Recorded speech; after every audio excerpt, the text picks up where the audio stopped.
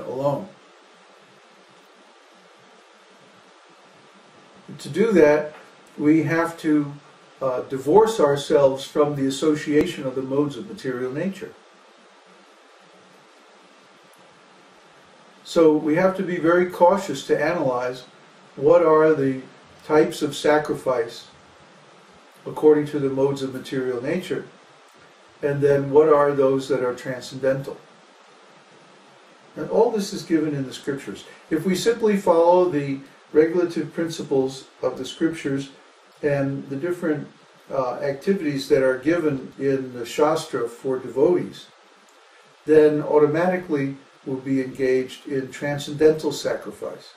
For example, offering arti to the deity, offering prasadam, offering worship to the tulsi tree, chanting the holy name, kirtan, offering all kinds of sacrifices to the spiritual master, service, like that, following the instructions of the spiritual master. These are all transcendental sacrifices.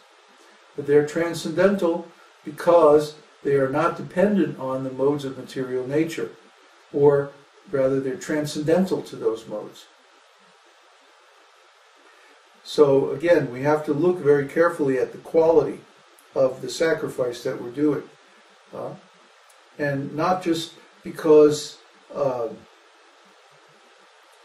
we don't want to be entangled in the material world, but we want to please Krishna. That has to be the motivation.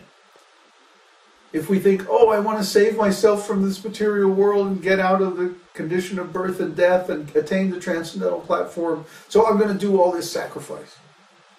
That's not sacrifice for Vishnu. That's sacrifice for ourselves. Try to understand. Someone who is situated in the transcendental position has no worries, has no problems, has no suffering. So everything that he does, he can do freely for Krishna, because he's not lacking anything. He doesn't need anything. He's not unhappy. He's not trying to solve a problem. If the baby is still crying, oh, give me this, oh, I need this, oh, I have this problem, oh, I'm suffering, oh, this, oh, that. I'll try devotional service to solve my problems. That's what I'll do. Well, that usually results in a disaster, because Krishna is transcendental, and he gives transcendental results to transcendental activities. So if we're looking for some material result from our transcendental activities, then maybe we'll be disappointed.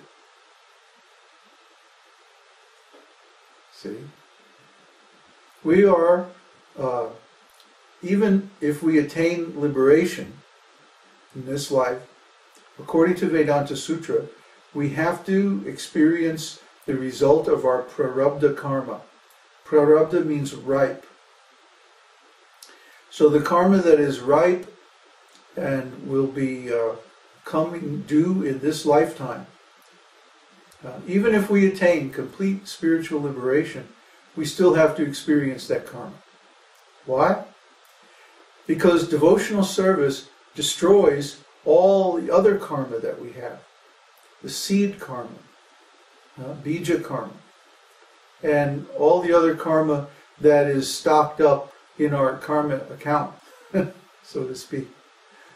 But it doesn't destroy the prarabdha karma, because if it did, then the body would just drop and we would go to the spiritual world, and that would be the end of our material existence immediately. So even if you attain full liberation by bhakti yoga, vimukti it's called, vimukti, complete liberation, you still maintain your prarabdha karma, and you go through the rest of your life pretty much as you would have, just the fact that you're in the transcendental association instead of the material association. The example is Srila Prabhupada. he was supposed to become a great businessman, right? But instead, he took the renounced order of life and he became a great preacher.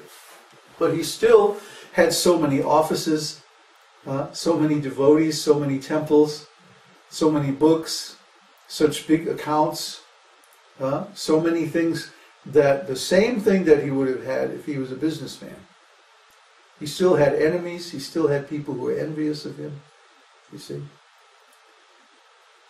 But because he was in the position of complete liberation, all of this was used for sacrifice.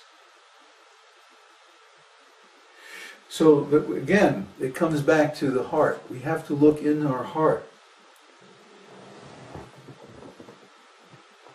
to see what is really the motivation.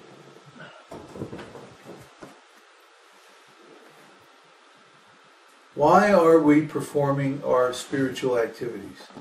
Is it because we want to solve our problem? Then that's not spiritual. It might be in the mode of goodness, more likely in the mode of passion. Look in the 18th chapter and see the different kinds of sacrifice. But real transcendental sacrifice means that we have no other motivation other than pleasing Krishna. And when we do that, we are in the transcendental position. So that's the position, that's the consciousness of full or complete or perfect sacrifice. We have nothing to gain from it. We're simply doing it out of love. And when we're in that consciousness, then we're in transcendence, because we're not trying to gain anything in this material world. Try to understand.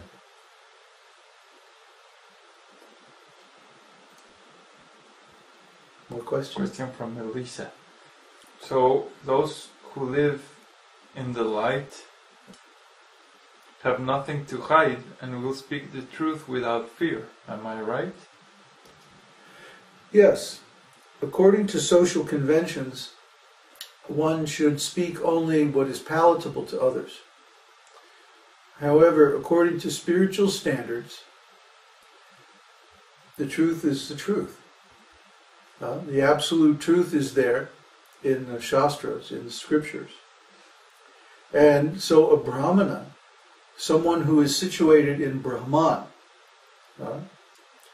has to be free to speak the truth. See?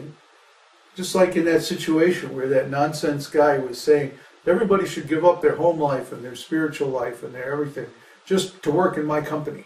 Make me rich. Yeah. I mean, really, huh? How ridiculous. So I was free to say, hey, I don't like this. I'm out of here. Bye. And nobody could say anything because it was in my contract. I can terminate my contract at any time with or without cause, and there's no penalty. So I did. That's the position of a Brahmana. That's the position of a devotee. And when you say in the light, that's a very vague term. But we use a much more specific, much more scientific term. One who is in Krishna consciousness. That means one who is conscious of Krishna. One who is constantly offering sacrifice to Krishna. Personally, directly to Krishna. Otherwise, this Brahman platform is very vague, very weak, very not very strong. Anybody can say, "Oh, I'm in the light," and it's just a sentiment. And then as soon as they get some opportunity for sense gratification, off they go. Now, we've seen this a million times. Oh, yes, we're in the light. It's all one. And then somebody lights up a big joint, and passes it around. And they're all one in the light, Go to any rainbow gathering, and you'll hear this kind of talk. Or go to any yoga center, and they make this kind of talk. And then on the weekend, they're taking ecstasy and going out dancing. Well, what kind of nonsense is that? Look at the activities. of the people who use that kind of language. And you'll see that they are always basically nonsense rascals. They're thieves. They're stealing Krishna's property and they're going out and enjoying and partying.